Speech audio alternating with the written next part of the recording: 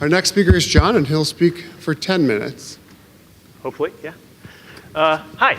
So what we see here is about 180 some odd pounds of salty meat tumbling continuously across never before encountered, very rough, unstable terrain. And I hope it's fairly obvious that he would not be able to do this without vision.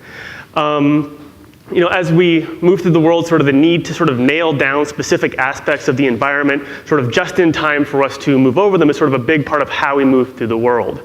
And so one of the sort of things that I think came out of the DARPA Robotics Challenge is that perception is very hard. And you can't just sort of walk into the computer science department, sort of slap a camera on top of a robot, no offense, and hope that things are going to work. There's not two things happening here. There's not a vision thing and a walking thing. It's just one thing, and it's called locomotion. And you're not ever going to be able to really understand that behavior until you start thinking seriously about the visual problem, or solution, if you want. So this is some research I've done. I'm not really going to be talking about this. This paper is out now. I've used eye trackers and IMU-based motion capture to record visual control of walking over rough terrain. And specifically for this community, I wanted to note that all of the data for this is online, every scrap of raw and post-processed data, as well as the MATLAB code needed to generate all the figures from the paper from the raw data, and videos like this. You can find it at the end of the paper. And if anybody's interested, I'll sort of give a sort of brief pseudo tutorial sometime later, today or tomorrow. For the people who see this, see their own research in it, have questions, want to say, have you looked at this? The answer is almost certainly no, but you could, and we can go from there.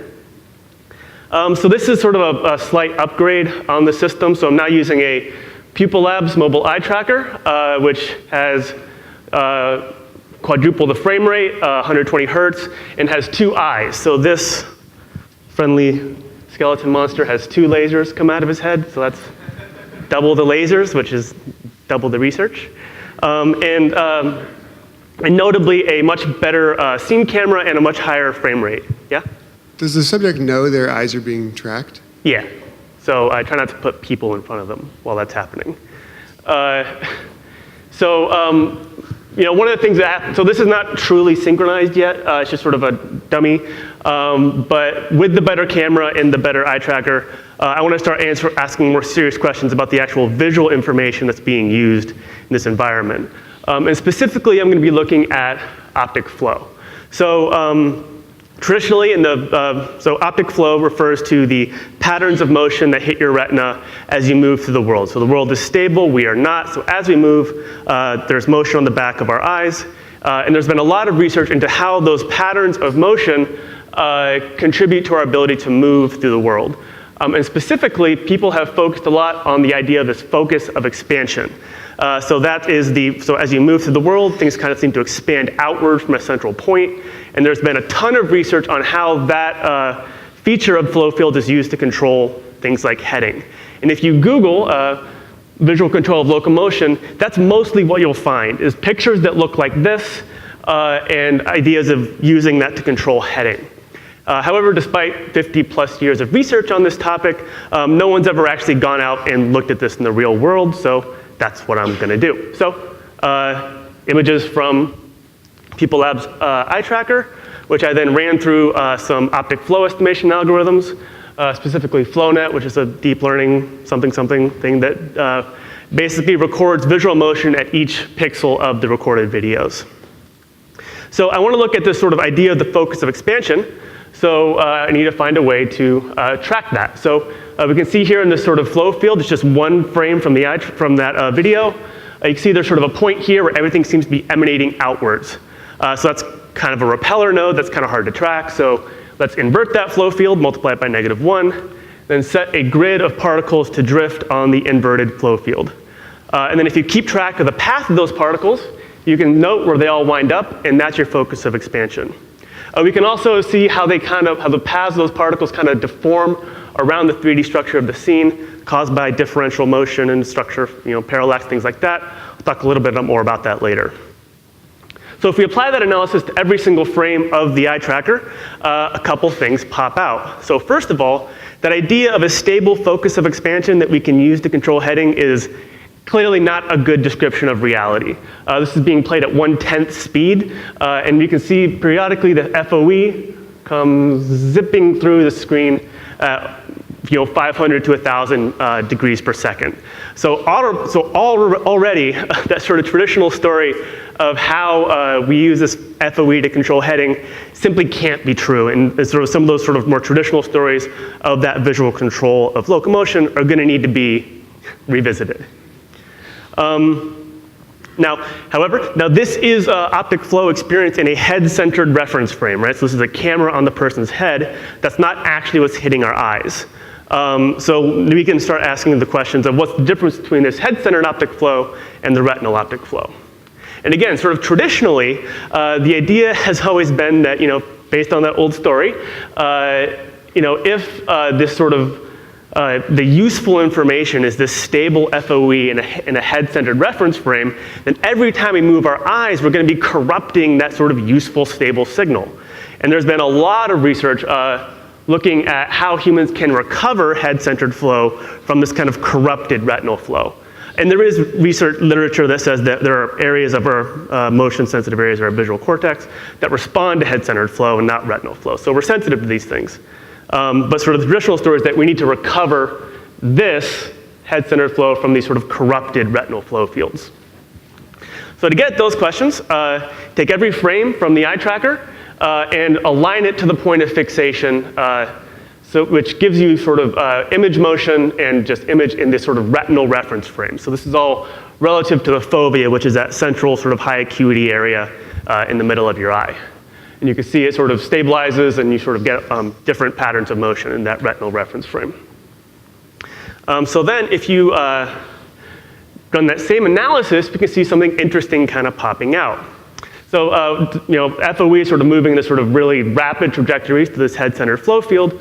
But in the retinal flow field, as we walk around sort of fixating things in the environment, that act of fixation on an object stabilizes motion near the fovea, leading to these sort of nicely expansive flow fields centered on the point of fixation.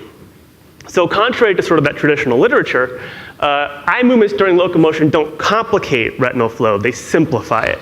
And specifically, they cause sort of these radially expanding motion from that point of fixation. And that's a very useful thing. So and now if we play those same videos, but we replace the arrows with sort of a color map.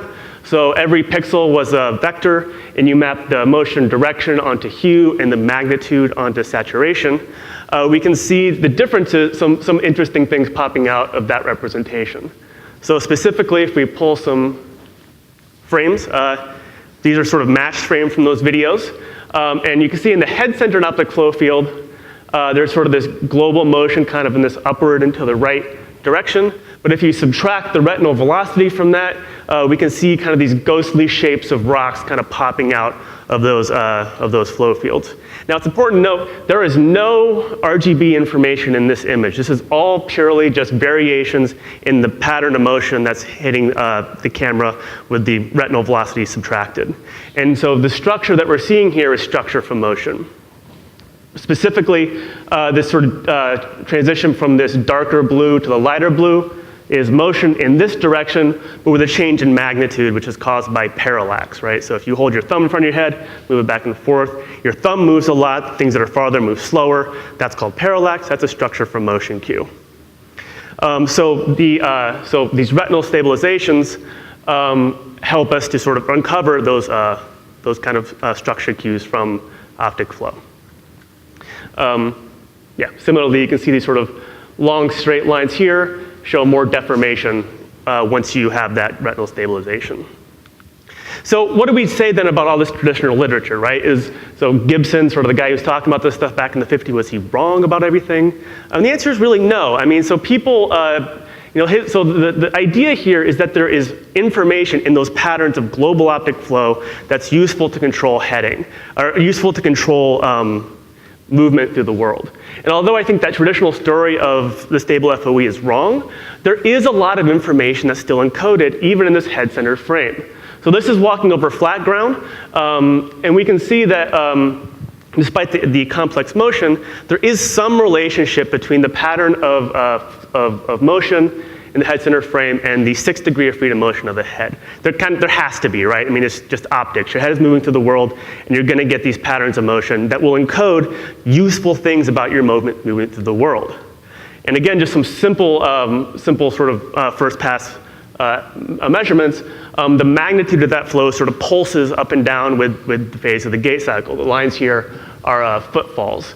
And there's sort of a lot of power at the frequency at the step frequency in that signal. So, visual cortex, exhibits things like entrainment to sort of oscillating signals like that. This is interesting because it means that we can extract something like the phase of the gait cycle that you're in purely from the pattern of motion on the back of your eye. And if you're like me and you sort of think a lot about how information is used during the gait cycle to control foot placement, that's a pretty interesting thing to see. So moving forward in later research, I really want to start thinking more seriously about the way that this information on the screen helps us make these kinds of decisions to control our movement through the world. And with that, I'll open up for questions. Thank you. Okay, we have a few minutes for questions.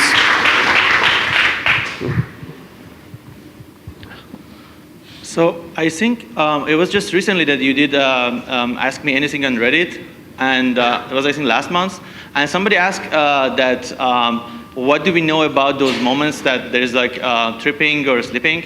And your comment was that unfortunately not that much, because maybe that happens like once in like 1,000 cycles or steps.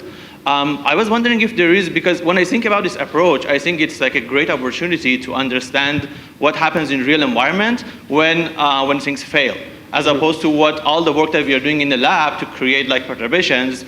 This is as real as it gets. Sure. Do you have any thoughts on is it possible to just introduce maybe some unstable conditions in this framework? It's possible to do anything.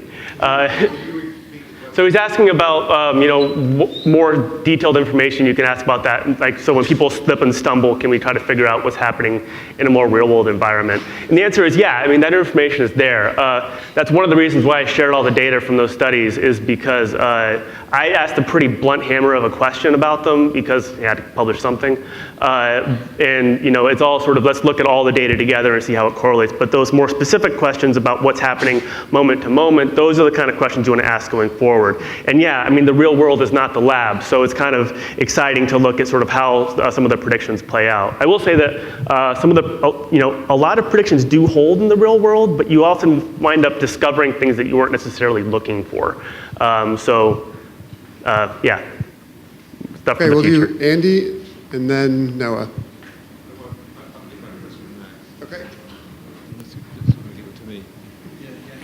Okay. Okay. You showed this thing of this 2 steps ahead gazing, which you didn't talk about, but it was visible on your videos. And then you're talking about all this information you can take back from the visual flow. Mm-hmm. But in the background, we do have 2 eyes. We have stereo vision. We know what rocks are.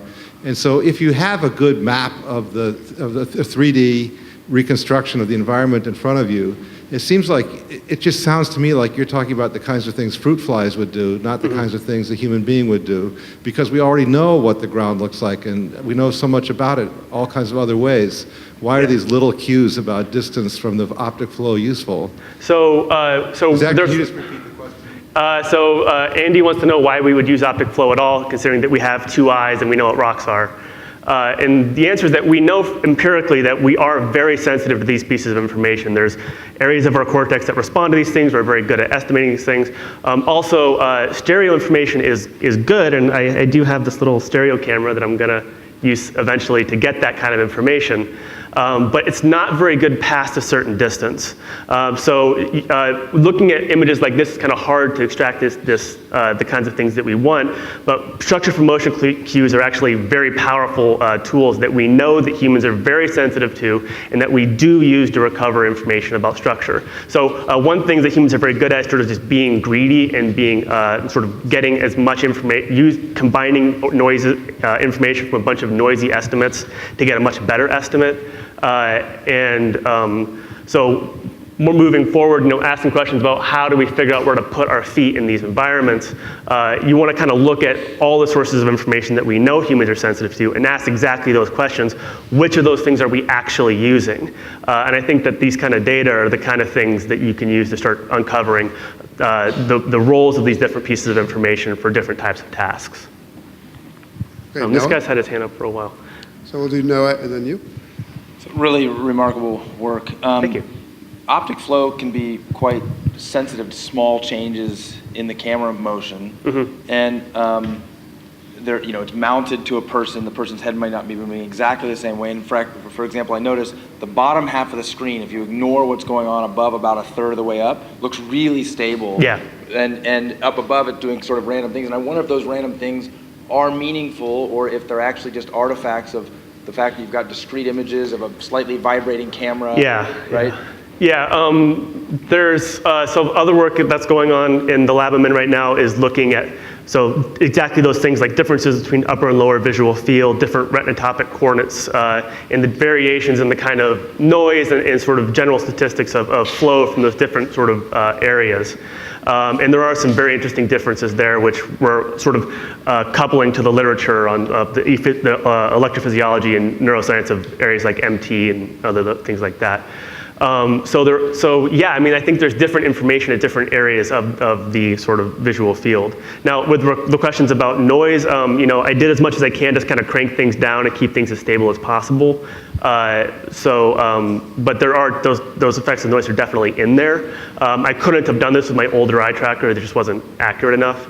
And we're doing some sort of simulation types of studies now, just sort of simulate motion through a 3D environment and try to nail down sort of where some of these various sources of noise would come from and how we might be able to recognize them in the data that we're recording. So if I remember well, the side of the eye is basically very velocity sensitive, in a sense that we detect motion very much more efficiently. Yeah. Do you think that like the optical flow of a camera would be similar to this effect, and could it be used in like detecting motion in a more efficient way on the side than just focusing on the central points? Yeah. So it's in terms of acuity, in terms of like pictures, we have much higher acuity in the fovea than we do on the periphery, but we are more sensitive to motion, so you can test that. Move your hands to where you can't see them, and then wiggle your fingers, and all of a sudden you can see them. And so we want to use, so one of the things we're working on now is using models of the retina. Is using models of the retina and things that we know about sensitivities, different pieces of information in different retinotopic areas to ask those kinds of questions. One thing is sort of motion from the lower visual field is faster because things tend to be closer in the lower visual field. So a camera is not an eye, an optic flow algorithm is not MT, motion part, visual part. But the information that's recording should be roughly analogous, and once you put it in those retinotopic coordinates, you can start asking questions about, okay, what's probably hitting our eyes during real world behavior. It's an approximation, but it's better than what we had previously, which was nothing. Yeah. So I hope I'm using the right terms, and if I'm not, please do correct me. So there were points in the focus point, like that star thing. Yeah, focus of expansion. Yeah, where even in the retina-centric view, it sort of went a bit crazy for a few, and then it went back. What causes that? Is the first. So the huge motions are from saccades. So every time the eye moves, you get the eye moves in fixations and saccades and other things. But and those saccades are really fast motions. And anytime that happens, it's going to zip off to the side. And if I was a better person, I would have sort of filtered those out, but I didn't. So that's the big one. But during fixation, you still get some of that sort of floating around.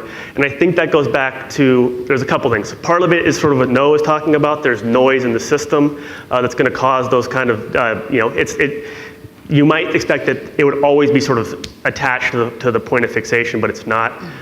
And there's any number of things that could be causing that. My guess is it's problem with the eye tracker calibration, noise in the measurement, maybe something weird with the geometry, I'm not quite sure.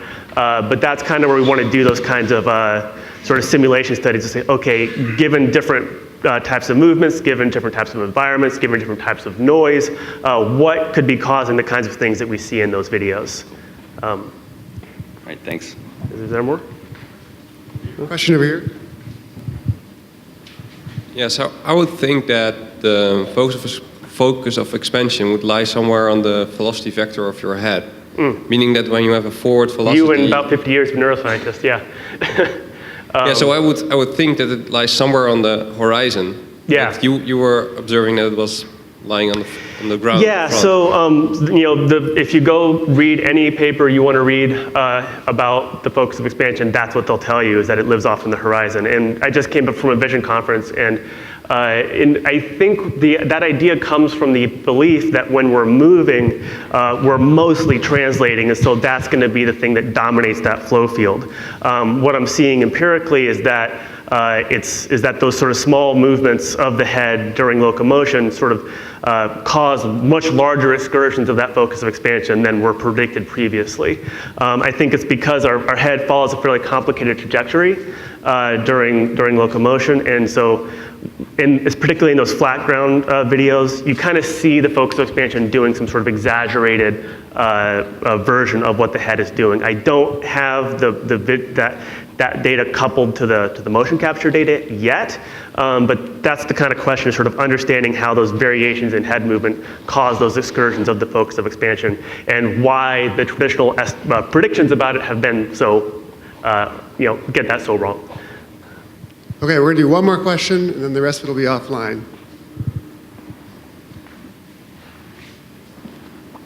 So I was interested, this is during rough terrain walking, and I understand that you use vision a lot. But during normal walking, what would be your estimate? Like, do we use vision a lot, or are we more like the blind robots that we saw? I think of, information, behavior in the natural world is kind of an information problem, right? So you kind of need to, so when you slap your foot onto the ground, you need to be confident about what's going to be under it when you do that. We can walk blindly, but we don't like it. So if you're walking down a flat hallway, you glance at the ground every so often, you say, oh, it's flat, I don't really need to worry about this. And that's sort of enough to sort of get your sort of epistemology into the place you want it to be for you to walk happily down that environment.